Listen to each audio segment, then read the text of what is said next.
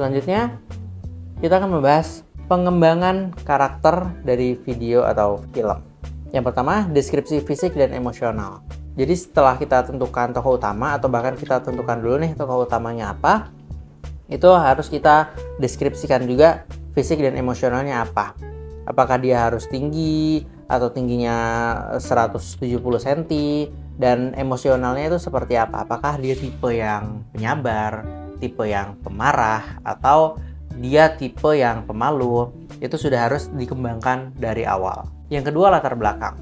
Latar belakang ini adalah latar belakang dari si tokohnya. Apakah dia latar belakangnya dari orang kaya, atau dari orang miskin, atau dia punya latar belakang yang membuat dia masa sekarang itu jadi trauma. Itu di suatu video atau suatu film harus dijelaskan. Yang ketiga, ketidaksempurnaan dan perkembangan. Jadi ini harus dijelaskan juga ketidaksempurnaan dari salah satu karakter itu apa saja, dan apa saja yang harus membuat dia berkembang, atau apa saja yang harus dikembangkan oleh karakter tersebut. Yang keempat, tujuan dan motivasi, dan yang kelima, dialog yang autentik. Jadi tujuan dan motivasi ini maksudnya adalah tokoh tersebut harus memiliki tujuan, dan motivasi dia untuk mencapai tujuan itu apa saja. Kalau yang dialog yang autentik itu berisikan dialog-dialog yang mana dia memiliki penekanan khusus atau dialog yang unik. Nah, selanjutnya ada pengembangan alur cerita video atau film.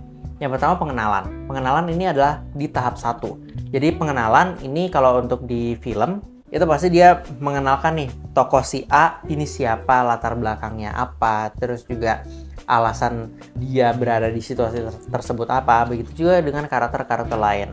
Kalau untuk di video-video biasa, itu ya hanya cukup menjelaskan ini video tentang apa. Yang kedua, konflik. Konflik ini berarti si tokoh ini sudah mulai masuk ke dalam suatu masalah. Dijelaskan juga masalah yang dihadapi itu apa, dan kenapa masalah tersebut bisa terjadi. Itulah yang dimaksud ke dalam konflik.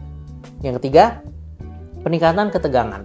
Ketika sudah masuk ke konflik, pasti akan muncul banyak masalah. Nah, masalah-masalah yang muncul itu akan memunculkan ketegangan lainnya. Dan di sini seorang sutradara harus bisa membuat ketegangan tersebut menjadi lebih nyata lagi agar penonton itu emosinya bisa dimainkan. Nah, ketika sutradara berhasil memberikan emosi itu, memberikan ketegangan itu, maka filmnya akan lebih enak untuk ditonton. Yang keempat, klimaks. Klimaks ini berarti adalah titik puncak dari masalahnya. Ketika sudah sampai klimaks, pasti tokoh utama ini sudah mengetahui apa yang telah terjadi, apa yang kedepannya akan terjadi, dan dia harus apa. Dan bahkan di klimaks ini banyak sekali tokoh-tokoh. Kalau di film-film lain itu banyak tokoh yang akhirnya mati kalau di film action, atau kalau di film romance itu mereka lagi berantem, tapi lama-kelamaan tokoh tersebut akan mengetahui apa yang harus dia lakukan. Yang kelima, penyelesaian.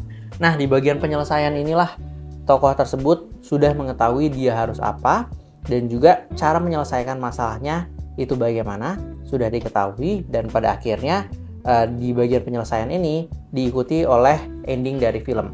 Jadi ending film ini merupakan salah satu bagian penyelesaian.